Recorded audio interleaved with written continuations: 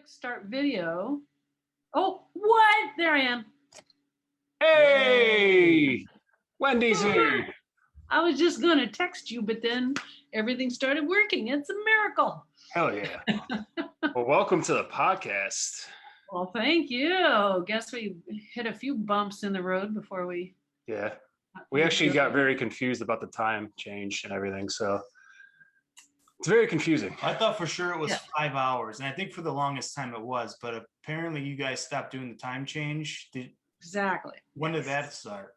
I don't know. It's been years, I think, but we haven't had daylight savings time, so that really screws people up on the mainland. So when we spring forward, you guys just hang back and fucking hang tight. Oh, we go smoke a joint. Oh yeah, gotta girl. That's awesome. Wendy, I just hanging out on the beach for the last couple hours, playing ukulele and singing, and this guy came and he was drumming. Oh my God, I'm just so happy right now. Yeah, great. I can't imagine what it's like. Like that's my dream, is to wind up in Hawaii one day. That's where I definitely want to wind up for at least the twilight years, hopefully. Yeah, it's pretty nice. It's the same weather every day, same temperature. Yeah, you're right on the beach too, or? I am. I'm across the street from the beach. So I think they call it Mackay when you're on the uphill side of the street. Okay. So I walk down to, there's this really big saltwater pool that's built right onto the lava in the ocean. And I go down there every night, and a group of people hangs out down there and has happy hour at that spot. And it's really fun. It's just, it's a good place to live, you know, definitely. What's everybody drink out in Hawaii? What's the drink? What's the go-to? Good question. Mai Tai. Ding, ding. A lot of beer. You can time me whenever you want. We do have a little volcano problem. Yeah. Yeah, Mauna Loa is the world's largest active volcano, and it's waking up. Oh no! So what happens? You just feel like a bunch of earthquakes, or like what starts happening when it's exactly? There were 400 earthquakes in one day. Oh God, that seems like a lot. It does seem like a lot. That's a little intense. Yeah, and then we had a few more a few days ago. They kind of go in spurts, but that's the sign. There's no lava, and there's no like cap or whatever they call it that kind of rises up. That's not happening yet, but it has erupted a lot, and it will cover 3 directions. One of them is the direction to me. The other one is south of the island, and the other one is the Hilo side. And it has done that several times. So what does that mean? Is it just like you have like cloudy days for a couple of months? Like what happens when it covers? Like what do you mean? Well, the lava covering us. Yeah, we're not having fog right now, which is the hazy sky, but it's actually lava. The lava made it all the way to within 2 miles of Hilo, which is the town on the coast of the other side of the big island last time. And so and then we had a volcano here that actually covered all those houses and roads. That was Mauna Kea, I think, Mauna Kea, which is still erupting. But it covered like houses and roads and everything. So, so that shit is real. Oh. Still, I feel like you kind of have to take the bad with the good, though, because when it's not going off, you're living the life out there for sure, right? Yeah, it's really interesting. I've been here almost 6 months now, and it's a great place to be. I just really miss my friends that I made over the last 10 years in Boulder. Oh, nice. Yeah, and since, I don't know, in Boulder, we couldn't have any of our wine group or our potlucks, any of that stuff for so long, so... Well, you should fly back to Boulder and hypnotize some of your friends to come out and live with you. That way you just... I know. You got all your... I have an extra bedroom with a bed in it, so... Are you trying to sleep with me? Are you trying to get me out there? Let's go. It's actually the name of my podcast is Sleep With Me, so... Yes, yeah. So do you still podcast? I went and looked at it today, and it looks like you haven't uploaded anything since maybe like November or so. Yeah, I need to get on that. You do. It's interesting. I like listening to it. We stopped for a while too, though. So yeah, we're back on it. Well, we had an issue with the third guy that was on our podcast. Oh, he's very non. Yeah, and I need to do the podcast regularly. I'm thinking about doing what Scott Adams does, which he's the Dilbert cartoonist guy. Okay. He does a daily 1-hour show that's live and video and everything. Every day? Yeah, every day instead of a podcast. I was thinking about doing that. That's intense. That's a real schedule you got to keep up with there. Yeah. Every single day for an hour. It's almost like going to work. Yeah, it's a little too much for me, I think. So, your special, you do hypnosis. That's your specialty, or? Yeah, 27 years I've been doing this. How'd you get into that? It was a really bad time in my life. I was really broke, and I had 2 little kids and a single mom, and because my husband was an asshole. So I had the IRS man would knock on my door, regularly to see if I had any money for them. I saw a little classified ad in the Sacramento Bee. That's where I lived. And it said hypnotherapy school. And there's no reason why I should have seen that ad, because I don't even read the newspaper, but I was bored somewhere. And I called them and they said it starts today and you can come to the first class for free tonight. And it's 4 months long and like $4,000 or something. And I didn't have any money, but they said, come anyway. So I did. And they let me pay kind of in installments. And I started seeing clients after like the first month, just really basic clients. They knew I was a student still. But hot damn, it worked. I have become very recognizable leader in this business. Yeah. Conferences all over the world that I get to speak at, and just, it's been phenomenal. That's great. So when you hypnotize people, I mean, like, I feel like in movies and such, you kind of see like them waving the time clock back and forth, and then you get the little spinny eyes. Is it anything like that, or is it a little bit different? Exactly. Yeah, and it's so cool when their eyes start going. Yeah, you get the spirals. No, it's not. Well, hypnotherapy and what you see on stage hypnosis are 2 very different things. And hypnotherapy, someone comes in my office, they lay in a recliner, they close their eyes, I have them make their body get really relaxed and heavy, and their arms are heavy. And sometimes I'll lift their arm to see if they're really relaxed, and then let it plop back down. You want to get them into a state of trance, and there's ways that we test to make sure that they're in that state. And then you're just working with the subconscious to get rid of a problem or a medical condition, or get them motivated to do something, to have confidence, to get over fear of anything. So yeah, so that's what it is. And then stage hypnosis, which is super fun, and I've done that many times, is based partly on people's expectation that they think they're going to get on stage and do silly things. Right. So they do. Are you able to get them to tell you like their deepest, darkest secrets? Well, I don't have to hypnotize them to do that. People seem to really trust me a lot, and they tell me stuff that I'd rather not know. But for instance, like, what if the FBI or somebody wants to know if some guy's a pedophile or something? Oh, yeah. That's a little harder. That's a bit of a myth of hypnosis. The one way that could be done is we have something called ideomotor responses, which is if a person's really in a good deep state, I'll say, let this finger lift. That means yes. And I want the subconscious to acknowledge that, that's that. And let this one lift, that means no. So if I did get someone into that state, which the pedophile probably wouldn't let me get them there, because I can't do it against their will. And, and then I could ask them questions. But it's a little tough. Like there's a special area of hypnosis that's for crimes, and for helping to solve crimes. Oh, so is it like a hypno interrogation type of thing, or like what, like?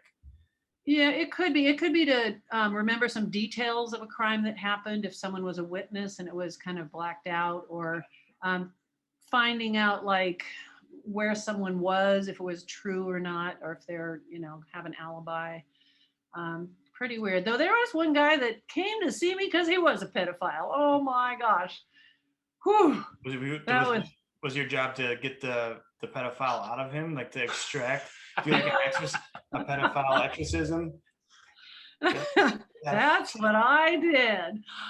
And is that why he came to you? Because he was trying to not be a pedophile? Is that what it?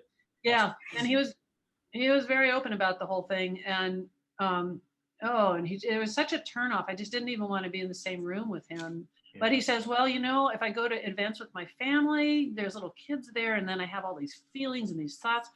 And I ended it for him. He is no longer having any sexual thoughts or any kind of thoughts like that about kids. We did it. We spent like a couple months doing sessions. That's crazy. And we did it. That's sick. It's Wendi, a gross human being. Saving little kids' buttholes around the world. Oh my God. And then there was a guy who came to me to stop smoking, and turned out he had a special kind of fetish, which was to get enemas given to him by hookers. Nice. Had an enema fetish. Yikes. Because when we did regression to cause, and we regressed him to a time where something had to do with the enemas. And his aunt would, oh God, she would give him enemas when he was very young. Because back then, I don't know, parents gave kids enemas, I don't know. But she would do that, and she was getting her jollies because she'd have him lie down with his face in her lap while she's wearing like a skirt or dress. And I don't think she had any underwear on. So that's where he got his enema fetish. Ew. And that's why he likes to get enemas now, with prostitutes sitting on his face. That's weird. Got rid of that problem too. So anyway. I used to read all the time about like people going through hypnosis to kind of get into like their brain when they go through like an alien abduction. Have you seen or experienced anything with people that have been abducted by aliens before? Yeah, I've had people like talk about it, but I haven't done any really full-on sessions of that, because I think, what if their brain just kind of makes it up because it's kind of a fantasy of theirs? And what if I further the belief that they've been abducted? But, yeah, I just watched another show on something that happened many years ago about abduction, and like thousands of people in the city saw the crafts and the lights and all this stuff. And this woman that's one of the people on the show was in her car with her mother, and her mother in the passenger seat, but they don't know what happened. Suddenly they were switched, and her mother was in the driver's seat and she was in the passenger seat. And it was when all the lights and all the stuff was happening in the town. So she thinks they were abducted and plopped back into their car. Oh, that's probably the enema guy. He fucking drugged them and then switched them later. Man. Yeah, so I haven't had that. I had an alien visitation in my life, and freaked me out. Really? Holy. You were visited by aliens? Well, yes, I think. This has happened to a lot of people. Like when you get sleep paralysis, which it only happened to me one time, I had no idea what it is. You're wide awake, your eyeballs can move, but nothing else. But what happened first that woke me up, when I didn't have sleep paralysis, there was all these bright lights outside of my house because it was the middle of the night, and they were very bright. And I was like, what is going on? And then, so weird. You don't think that I'm too weird, okay, if I tell you. So then I hear noises in the living room, and I'm still in my bed and I'm still fine. I'm hearing these noises. I'm like, is somebody in my house? And then these two beings came in at the foot of my bed. And there's lots of people who have had this happen. This is not my story only. These beings were at the foot of the bed, and I had sleep paralysis. Well, not sleep paralysis. I had alien paralysis, and I could not move my body at all. Like, could you feel them? Did it feel like they were the ones that were kind of like paralyzing you to where you couldn't move? Or yeah, because there's no reason why I should be so alert and so awake. And I could look over at the clock, and it's like, okay, that's what time it is. This is how many minutes have passed. And that's all I could do. And then when they left, and it was weird. I don't know how they left. They just were suddenly gone. Then when I left, I could move my body. Wow. I've heard people tell similar stories, but with ghosts too. They feel like ghosts kind of, they'll wake them up from their sleep. And I've heard also like people feel like pressure, like when they're in like a sleep paralysis, like it feels like there's a heavy weight on them, and they think that's like the ghost like really trying to like contact them somehow. Yeah, interesting. Wow, that's a really typical similar feeling that I had with that. But it was pretty freaky. I didn't talk about it for a long time. But now that I look it up on the internet, it's like, oh boy, this happens to a lot of people. Yeah. So with him, so you say that you have to get into like the subconscious in order to kind of, are you trying to get into the subconscious to like extract information? Is that what you're doing, or like, or once you're in there, can you like tinker? Like, how does that? Yeah, like what's going on when you're in there? It's the first time anybody's asked about tinkering with the brain. Yes. Do a little adjustment. Exactly. Yeah, so regressing a person, we want to get in the subconscious to go to a memory in your life, something that happened that maybe created a trauma or created this horrible fear or an obsession or something that's happened. So we ask the subconscious mind to take us back to that time. So I'm asking the person consciously, don't try to remember this, don't try to figure it out. We want it to just happen. Mm-hmm. And they'll go back to that time, wherever it is, when you first felt that feeling or first had that experience. And there are a lot of women that go back to sexual abuse memories that they didn't know they had. And we kind of verify that they're real. There's some ways of kind of testing to see if that's a real memory or if they're making it up. But that accounts for their current day problems that they're having, whatever it might be. And the thing that we know is when we resolve it and we go in, like if it was sexual abuse, we would have the adult self go in and look at that child that's happening to, make the child safe and resolve some of the fear and all the things that are happening. And it changes how they feel now. And we can do so many things with hypnosis to get rid of problems you didn't think you could get rid of because of repressed memories. Sure. Yeah. So yeah, that's where the tinkering comes in, is getting the emotions sorted out that were trapped from that memory. Gotcha. So like essentially it's like some of their behaviors now are like rooted in this thing that happened to them from way back when, and then you just kind of get in there and like maybe make it okay or make them feel okay about it, and it just kind of wipes out that yeah, the emotions are replaced, I think. In the part of the brain that's holding that memory, we put new emotions into there. So for instance, if this woman's emotions in that memory were all the fear and the anger and feeling helpless and stuff, now she has that inner child and she's doing something with that inner child to feel the love, keeping that child safe. And those emotions are now in that place where that memory was. You just never know. Sometimes people have a really freaky experience when they are regressed. So this woman who had migraines every Thursday for 2 or 3 years, she had this horrendous migraines that she couldn't do anything. And so I asked her to go back to the cause of them. And she's in my recliner chair, and all of a sudden she couldn't breathe. She's going, and she was not breathing. That's scary. Yeah. So I said, on the count of 3, when I touch your shoulder, your body will relax. You'll be able to breathe, but stay right in that moment. 1, 2, 3, did that. And she goes, anyway, that was weird. I said, what's happening? And she said, my husband has his hands around my neck. He's trying to kill me and he's strangling me and I can't breathe. Whoa. So, and that really did happen. And she knew that happened, but that was the start of the migraines. Like after she came out of the session, she said, oh my gosh, yeah, that's when I started having those migraines. But in the session, I said, what day of the week is it? And she said, it's Thursday. So it's Thursday when he strangled her. Oh, so it just kind of tied that day in with that trauma. And now like every time that day comes around, she's experiencing it all over again. I mean, years. And the doctors, she'd been to so many doctors and tried everything possible and nothing worked. And just like that, she doesn't have migraines. Wow. Hell yeah. What a weird thing the brain is and how it operates and some of the tricks it pulls on you. That's crazy. Repressed memories. I mean, it's so weird that it kind of hides that trauma like that, but then it still kind of like manifests itself in other ways. Very strange. It is strange. And I have seen the strangest things in 27 years of doing this. It's just defies logic. We just don't understand totally how the brain works, and about non-local memory and the way that memories are stored are not in one little place. They're pieces of them all over now, they're finding out. And then the physical stuff, you know, getting rid of physical horrible symptoms or illnesses or diseases. We're not really supposed to be saying that we can cure any illness or get rid of something, but hypnotherapists do it all the time. We get rid of all kinds of physical problems. Very cool.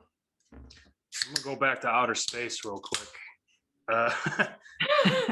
There was a review of one of your books. I have it right here. It is the book of Hypnotic Ultimate Orgasm. Oh, the person wrote, this book takes love and sex to another level. The authoress must be from outer space. I can't wait to actually try it out. So, well, it does seem like, what's going on with this book? Well, hold on, well, real quick. It does seem like you seem to kind of, I don't know if it's you attract or if you purposefully kind of lean towards like the sexual side of things with all your hypnosis. Is that kind of by design, or? Yeah, dude, her podcast is called Sleep I know. With Me. Yeah. What's the leaning towards all the sex stuff? What's that about? Desperation. It's fun. I was really broke, and it was back in the days of like, we just had AOL, right? So building websites was really hard. My 12-year-old nephew made me a one-page website because that's the people who could make a one-page website. And marketing was really tough, and I was really broke, as I said. So I would get these emails because I was like the only website, I think, on hypnosis and the internet. And I'd get these emails from men all the time that said, you know, different sexual things they wanted help with hypnosis. And can you do this? Can you do that? And I was like, oh God, another one. So what I decided was I was going to answer their emails with a really long email. I'm sorry. He spilled his drink all over himself. I really did. Sorry. That's what it is in your lap, huh? So I made these long replies because they were going to become a book, and they become the book, Hypnotize Your Lover. Okay. So that's how I did that. And then I filled in some chapters, and I made up one chapter, which was getting a woman to love giving a blowjob. Hell yeah. I know. And I put that chapter in there, but I had never done that. I just put it in there. A blowjob? So I was What? To make women want to give blowjobs, right? Oh. Yes. And to get pleasure from it, get orgasmic from giving a blowjob. Yeah, I heard on your podcast that you were able to, I mean, there were females that didn't like having any sort of sexual interactions. The next thing you know, they're giving blowjobs and orgasming from them themselves. Yeah. Yeah. So it's funny because I was on this radio talk show. I was with these two guys that were looking through the book, and they go, oh, chapter 19. Oh my gosh, really? Does that work? And so they had some people call in whose wives did not like to give blowjobs. And so then these two women, I worked with them separately, and I made this process that was about all these pleasurable things, and I anchored it to the back of their hand and the feelings, and then anchored it to them wanting to give their husband that special pleasure. And so then they went home, went on their way, and a week later, he had one of the husbands called in. Yeah, just one of the husbands called in, and the guy says, so how'd it go? How's things with your wife? And he said,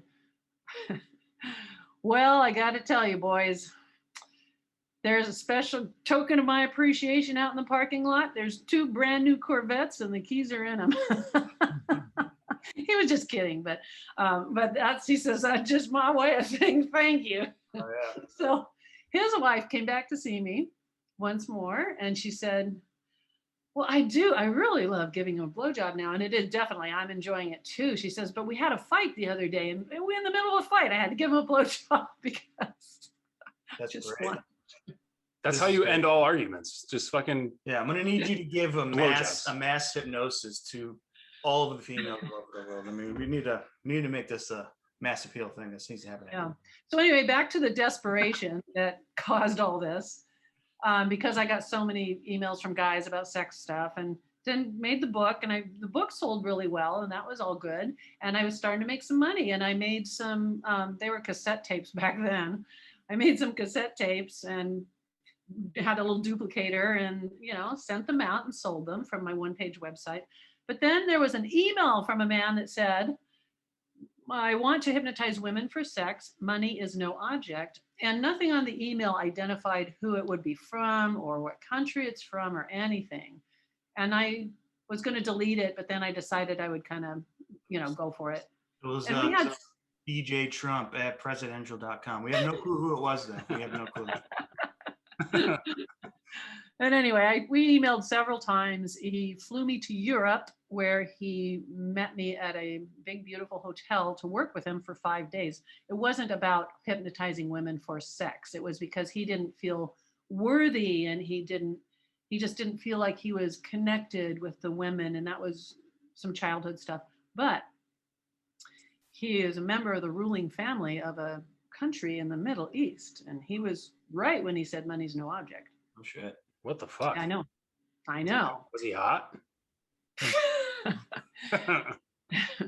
No, he was not. Oh, darn. Sorry. But it was funny because I still just wasn't sure. I mean, when I always met in Amsterdam, so at the hotel, I told the front desk, I said, hey, I don't even know if this guy's legit. Right. So just if you don't see me, a couple times a day, maybe send help. So he's in the penthouse of that hotel. That's his room for the week, which is this massive, beautiful suite. And it was great. It was an amazing experience. I was so grateful that I had the courage to do that. Really cool. That's fucking awesome. Yeah, that was pretty cool. But anyway, so that's what started me on all the sex stuff, because I needed to make money. I knew that there's like supply and demand issue here. And I can supply them with hypnosis stuff that really will do good things for them. Like the premature ejaculation program, that thing sells so well because men are really desperate for something that'll cure it. Yeah. So that's why I got off. That's why I got off on the sex stuff. I'm so sorry. It just popped out of my mouth, and bring it. Yeah, we like that kind of language. It's okay. Just dropping innuendos left and right. I love it. Okay. What is considered premature ejaculation? Like, how soon is premature ejaculation before it's not premature anymore? Is there a time limit? Yeah, good question. I don't know. I most of the men that I've worked with, they're like really quick. It's within seconds. Oh God, that sucks. Wow. And here's another really cool thing about the cause of it for this one guy. I asked his mind to go back to the time that caused this problem, and he's a teenager, and he says, I'm having sex with my girlfriend, and we just got out of high school, and we go to her parents' house because her parents aren't home yet, but they are coming home soon. And I'm in bed with her, and she says to me repeatedly, hurry up, hurry up, hurry up, hurry up, hurry up. She said that to him every time they were having sex. Oh, Jesus.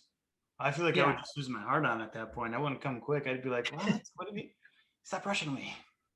So anyway, that caused a problem for him for the rest of his adult life until he came to see me, and we reversed that, and we implant suggestions in the subconscious that you are indeed able to last as long as you want and have a really good, satisfying sex life. And then getting him to experience that as if it's real. So I take him into the future, like a month in the future, and then another month in the future, and there he is, having sex with a woman that he loves and adores, and he can last as long as he wants. We're creating a new memory in that place in his brain where he had the old memory, and that new one seems to take over, and we want all the senses and the feelings and all that locked into that memory, and then his problem was gone. Nice. Yeah, happy guy. What else you got, Boone? Oh, dude, I got some questions. Go for it. Oh boy. We know there's a tape out there about somehow transing you to become bigger down there. Yeah, I was gonna save that for the end, but you want to get into that? I want to get into it now. It can happen for the dick, and it can happen for tits as well, right? Yes. How does this happen? Like, I don't know. Well, I do actually. Okay, so UCLA and Stanford did research on breast enlargement with hypnosis many years ago. There's extensive 3-month studies with hundreds of women, and they would measure the breasts before and after by this. You'll like this. You can visualize. They have to dip her breast, like if she was leaning over, putting her breast into water to do water displacement to measure the size of your tits. Because then you know exactly how much volume and mass there is, right? And then they would have them listen to hypnosis and have them come back every week and remeasure their breasts. And after first month, they would grow a little. And then by 3 months, a lot of them had an increase of 2 cup sizes. What? It's a lot, I know. And then it doesn't go away. The size over just a few months? 3 months, 12 weeks. And UCLA and Stanford did this. Wow. So a guy asked me, his name, I was just going to say his name but I wouldn't do that. A guy asked me if he could enlarge his penis. And I said, no, of course not. That's ridiculous. And he said, well, if it works for breasts, why wouldn't it work for that? And I said, I don't think so. Plus, I don't think I want to record a program talking about your penis. So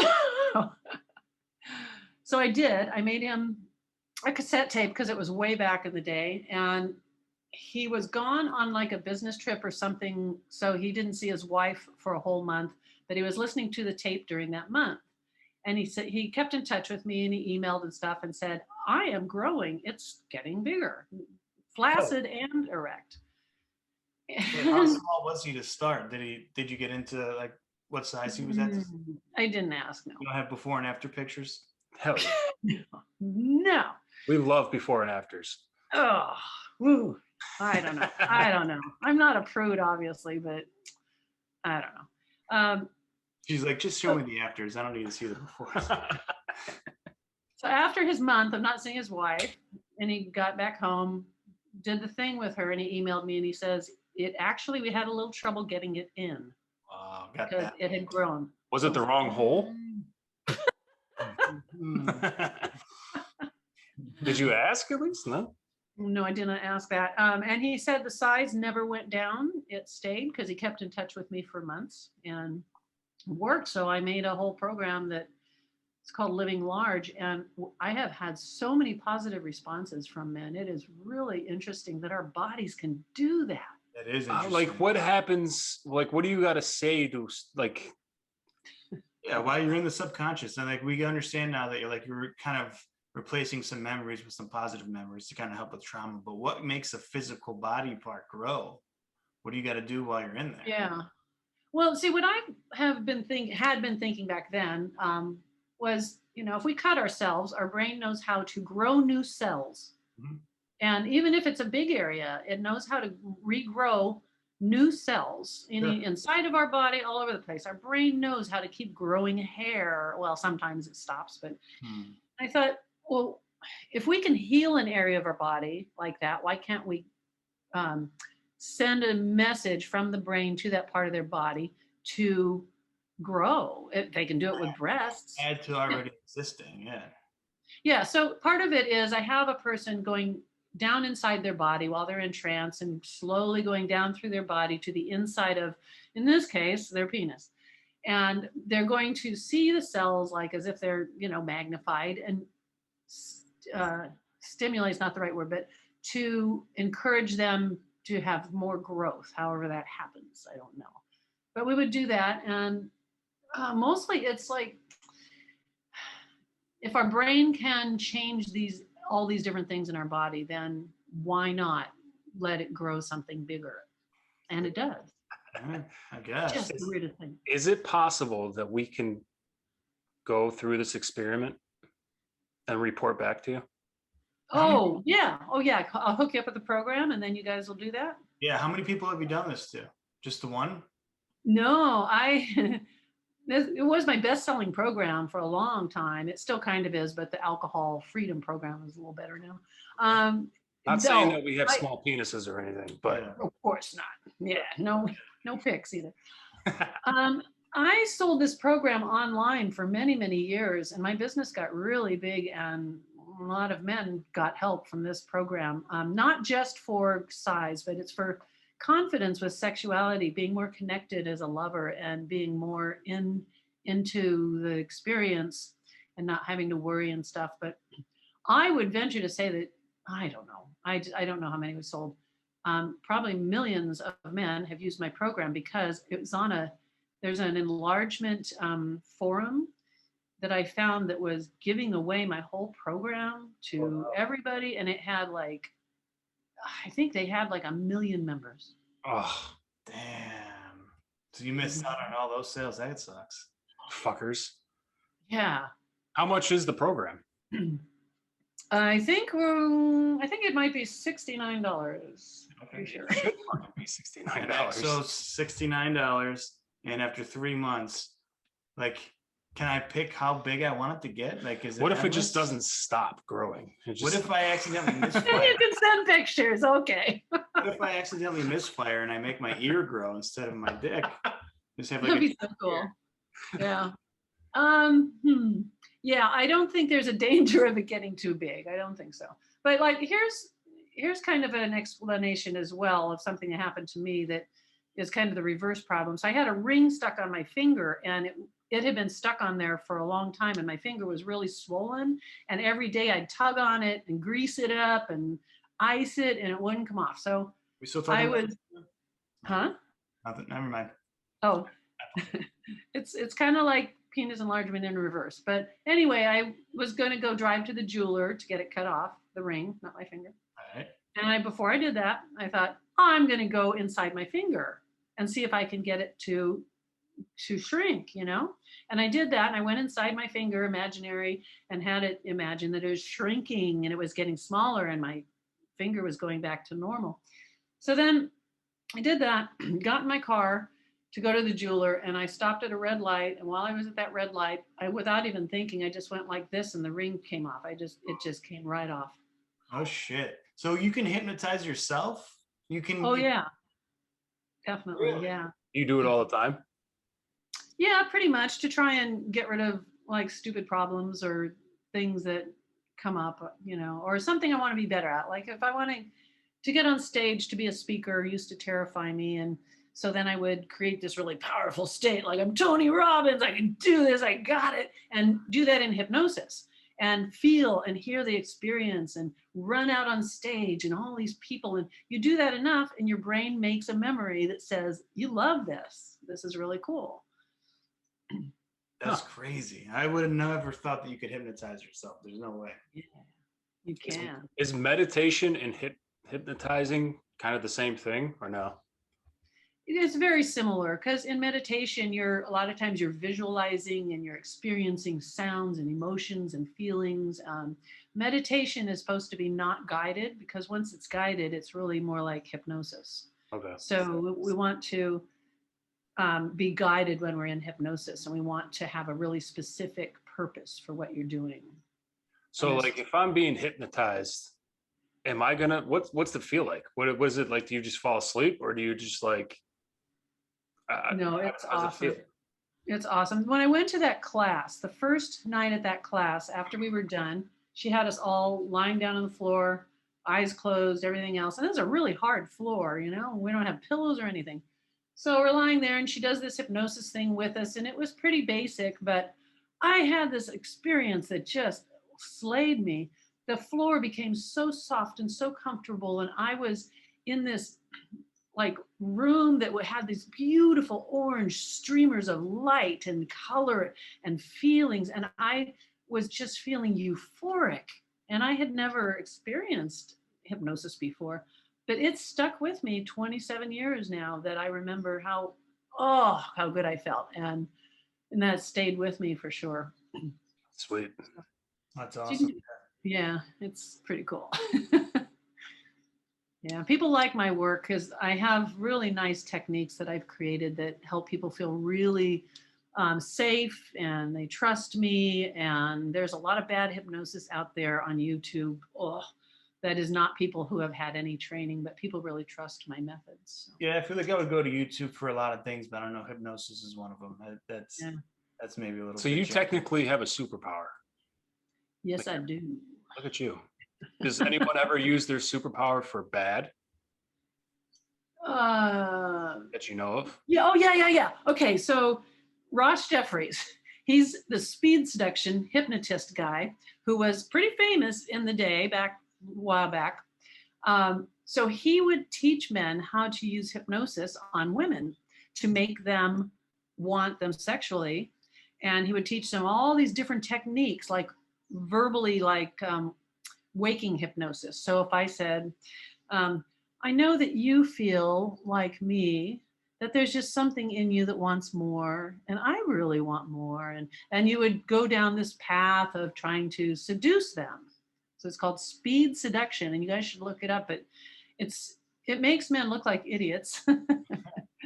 Not very hard for men to do, but we literally do it every single episode. It's kind of creepy. It's like that book that came out, The Game or whatever, where the guy kind of came up with a method of like negging girls to kind of like make them feel shitty about themselves, so that and then like once you neg a girl enough and then she feels like down about herself, then you just kind of swoop in and like you make her want you somehow, some way. Well, his idea was right. It's along the right lines of learning how the things you say affect someone and could make them want to know you better or get closer to you. But for the seduction part, I don't think it ever worked, but he made men pay a lot of money to come to his seminars and learn this, and books and tapes. So there was, I don't know if it was a TV show or what it was, but they followed Ross around one evening to a bunch of bars to get him to get a date. And he couldn't get a date. Not one. And then he and I went out and had lunch one time, because we were both in Southern California at the time. And it was quite interesting. He wasn't using the speed seduction stuff on me, but just getting to know him as a real person was kind of fun. And then I had someone take a picture of, he was standing up and I knelt down like I was giving him a blowjob. So they took a picture of that and I say, oh, I had lunch with Ross Jeffries yesterday. Wendy, I love you. We had a battle of hypnosis in a picture one. Well, my daddy was a preacher, so I was a preacher's kid. And I don't even know what sex was. But then after my daddy was done being a preacher, he went to San Francisco to the Institute for Human Sexuality and got his doctorate in sexuality. And he started counseling people on their sex lives. So I heard him come home from school and tell me what he learned in school many days. One of the times we were at a restaurant, he had met me at a restaurant right after his class, and he said, you wouldn't believe it today. And he has a really loud voice because he's a preacher. He says, you wouldn't believe what I saw today. We were having a slideshow and they had a vagina up there. It was so big. And we were all looking at this vagina on the slideshow. And people in the restaurant are hearing. That's funny. So speaking of Tony Robbins, did you ever watch the movie Shallow Hal? Yeah, right. Where he hypnotizes them to see ugly chicks as very good-looking chicks. So when he's out there, you can see like, well, he got them to see their inner beauty. Yeah, he sees. Yeah, exactly. Yes. Is that possible? That might be a very stupid question, but no question is a stupid question. They're all good. We have a lot of them. Distortion. You can get someone to see something differently or that isn't there. It's not going to last very long. It's called distortion, you said? Yeah, like a visual distortion, or you can have an auditory hallucination or distortion. Get them to hear things that aren't there. And when they are wide awake, and then that's what's happening. So it's just not going to last very long. But it's a nice concept that I could maybe get someone to not make a judgment about a person's looks or their shape, to see them in a deeper way where they appreciate that person and see them in a softer way, perhaps. Sure, yeah. But I like Shallow Hal. That's pretty sweet. Fucking Shallow Hal as a gal. So another question I have goes with like illnesses and everything. So what if you have like a brain illness, like dementia? Are you able to like help somebody with that, or is it like a lost cause? Not sure. Dementia is one that I don't know that there's a protocol for it, or that there's anybody making a program for it in hypnosis. I'm sure there's some hypnotists that are researching it and working on it, because nowadays we are so connected with each other and we help each other and we collaborate and we come up with research and things that might do that. I don't know. I've seen some amazing, miraculous medical things happen. So what about like anxiety, depression, all that stuff? You can big time. Yeah. kick it in the ass. That's kick it in the ass. That's about right. Alzheimer's and all that.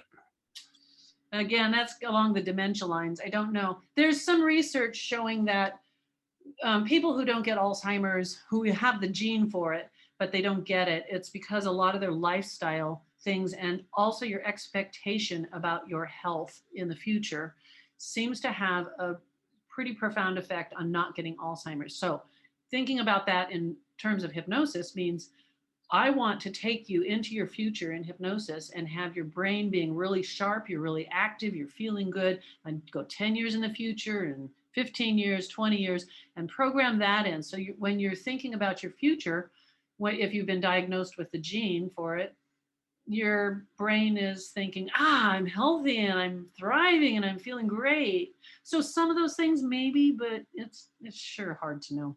Is it possible, like when you get into the hypnosis state, when they have dementia, they're like, holy fuck, there's literally nothing in there. It's just, they lost their brain. Just like, they just don't do anything. You're just like, oh wow, they really have dementia. They're just uncurable because I can't fucking do anything because they're just not saying anything. Wow, that would be so weird. Yeah, actually, I just remembered questions. Beryl, what's her last name? Beryl, this really brilliant lady. I think she's working on a program for Alzheimer's. I think she mentioned that, but I don't know much about it. So. Any questions? I already did all mine. I'm good. Have you used hypnosis for your own personal, like, sexual ways? You can plead the fifth on this one, but has that happened? Well,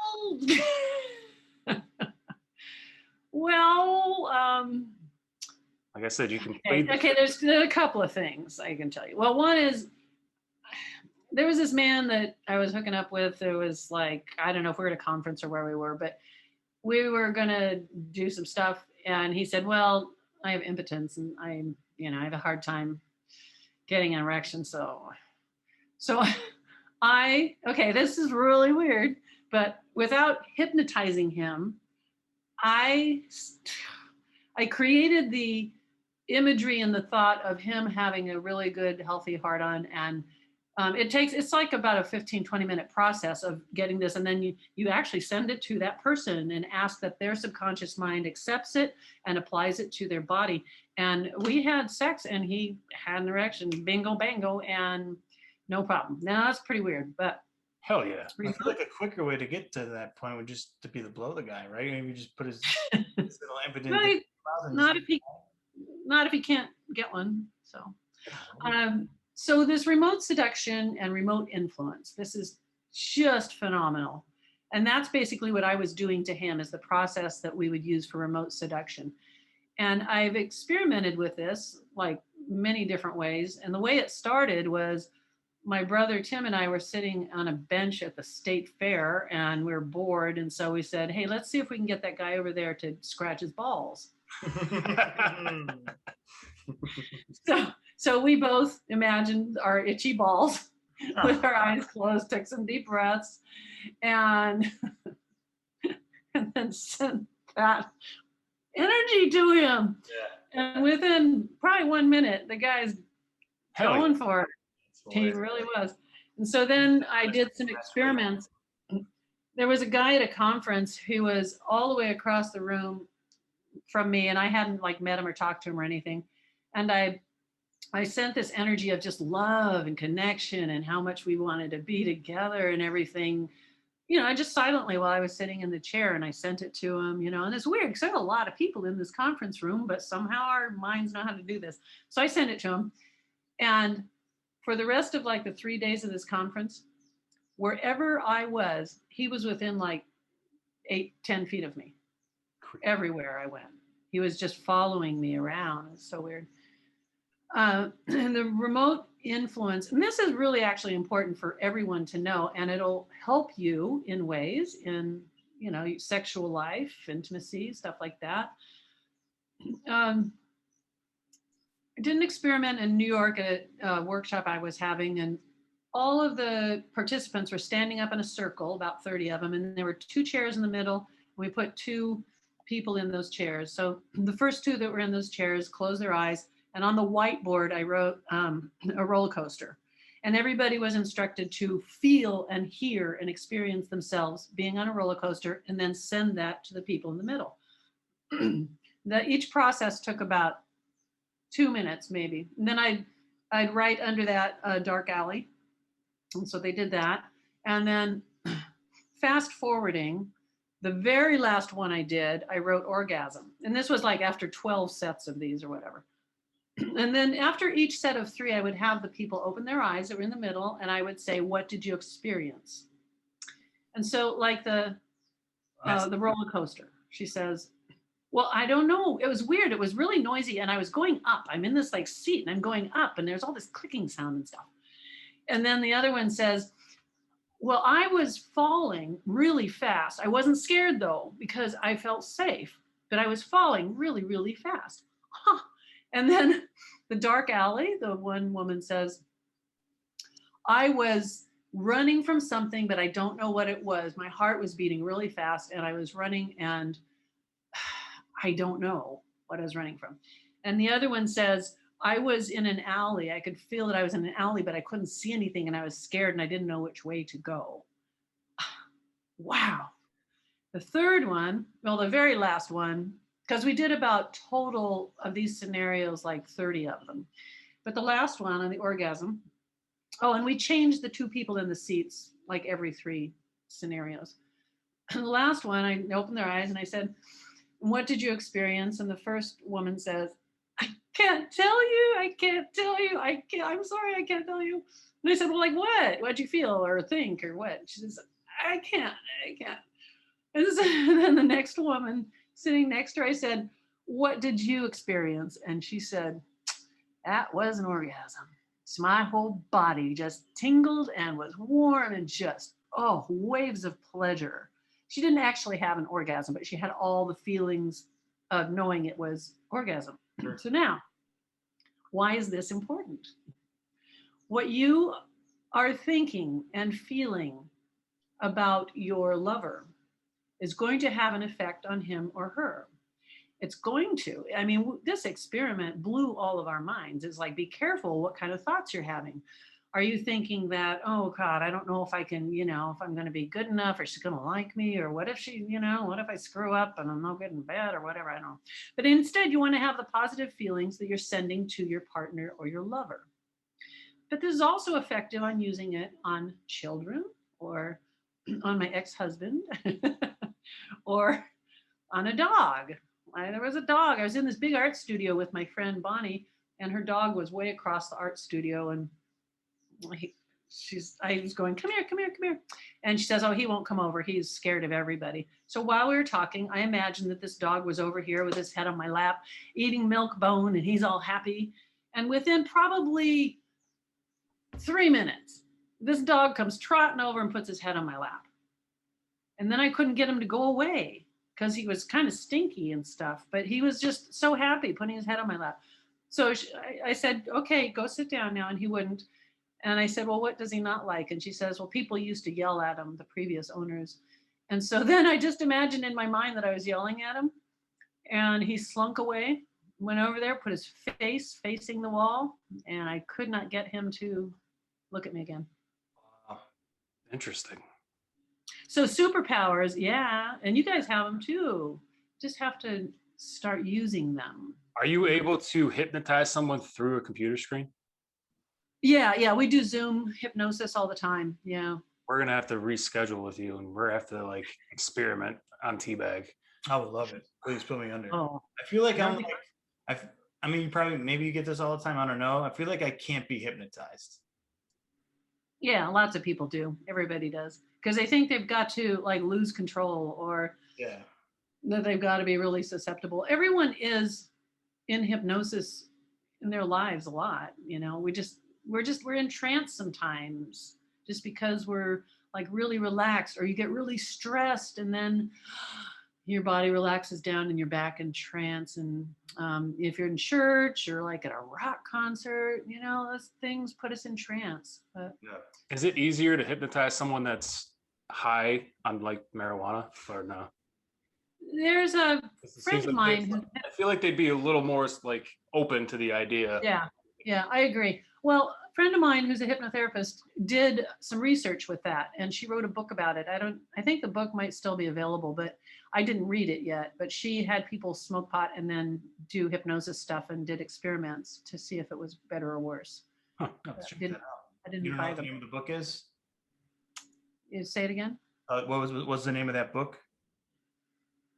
Don't remember, but if you were to look up, her name is Caitlin Roth. So if you were to look up Caitlin, it's CAITL something N, Roth, ROTH, and look up hypnosis and marijuana. Those kind of words will probably get you to the book. Interesting. Yeah. So and I can put you in touch with her too if you want. Yeah, absolutely. I want to check out her book first, and then that'd be great if you could. Yeah. It'd be a good piece of research to do it on a bigger scale with different types of groups and individual, and just get a lot more research to see if marijuana is opening up the brain to better results. I suspect that it will. It makes sense that it would. You would think, I mean, at least people would be more relaxed anyways. I mean, it's probably at least a good jumping off point as far as. Yeah, but marijuana has really great superpowers as well. And it may have something that gives us access to a lot better like healing mindset and the experiences that we're working on. I don't know. I just think it might give us much better hypnosis experiments. I agree. We're going to have to put her in touch with our mother, who has very bad anxiety. Yes. Yeah. COVID has not helped the anxiety at all. That would be great. You're gonna have to hypnotize my mom. Yeah. Well, I have recorded programs for just about everything, and I do have an anxiety program, and I'm happy to give it to you, so you can give it to your mom. Absolutely. And I'm gonna hook you guys up with the Living Large program too. So yeah, it'd be nice for her to get rid of her anxiety. We're gonna have to have you come back on, and we'll show you our results of our. We won't physically show you our results unless you want to see, but we'll just blur it all out, and then you can. We'll show you before and afters, and you can just count the pixels. If you're gonna blur it, you might as well let me just see it. Oh no! See, now you're getting me all horny. Hey, you invited us to Hawaii first. So, yes, I have an extra bedroom. It's got a bed in it. I'm coming. Listen, that's not going to be an empty offer. I'll be there. No, really, seriously, I want people to come out and hang out. It's pretty nice here. We will come and hang out. That's sweet. If this is true offer, we will be there. Yeah, dude, you seem like really straight up awesome guys. It'd be fun. Okay, so there's one more thing I did with hypnosis, and this is I did this thing like on the back of a person's hand on a woman to make her have an orgasm just from touching her back of her hand. Heard about this on your podcast. I was going to ask you, demonstrate it real quick. Let me see. Were you just doing it? You just kind of do some circles on the hand? No, but what happened was she was on a TV show, and we did it on the TV show when she was having orgasms, and then she went to work for me. She was in my customer service room answering phones, and when I'd walk in there, sometimes I'd just go like, "Oh, well, how you doing today, Jill?" And I just started rubbing her head, just stop it. But yeah, she said it worked and just totally gave her a new way of experiencing life. I love it. That's awesome. That is awesome. Yeah, so there's a video training on that specific technique. It's called the Big O. And it's a video training showing how you do it and how you would do it to your partner or each other or whoever, whatever kind of partners you have. And I suppose it would work on getting a man aroused too, if you wanted to. Although that's pretty easy to do. Not very hard. That's not hard at all. Want to see my boobs? Exactly. That's all you got to do. Yeah. I've been hard this whole time. She put a trance on you in the beginning, dude. That's right. Yeah. Well, it was fun having you on. I really appreciate it. Yeah, you guys are great. This is really cool. Yeah. So if you want to come to Hawaii, definitely. Kona is where I live, in the town of Kona. on the Big Island, and it's just a really cool place. There's a lot of fun things to do. When I got here on September 17th, it was a ghost town. There was no cars on the street and no people because things were shut down. Everything's closed. It was so weird. Is it starting to open back up there? Are you guys pretty liberal about things, or how's that going? Yeah, they're doing testing to make sure you had your pre-flight COVID test and your after-flight COVID test, and then they still track you after that to see if, because some tourists still have it after that because they got it on the plane. Even if you're vaccinated and everything, or no? Well, vaccination's not 100% either, but if you're not vaccinated, then they give you the test after you get off the plane. You could have picked it up, but the test isn't going to show it. Yeah.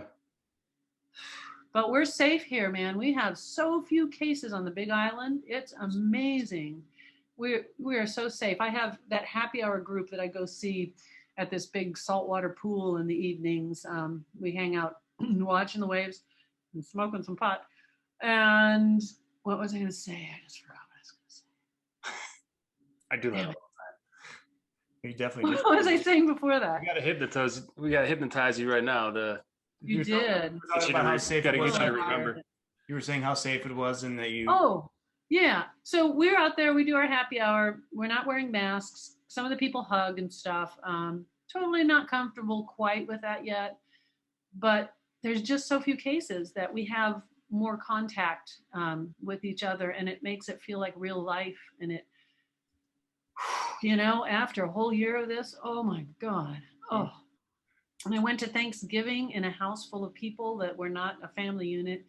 There was a lot of people, and it's just because, what are the odds? I mean, if there's 5 active cases on this island, maybe. Right. Really? Oh, that's awesome. Yeah. We're definitely it's good.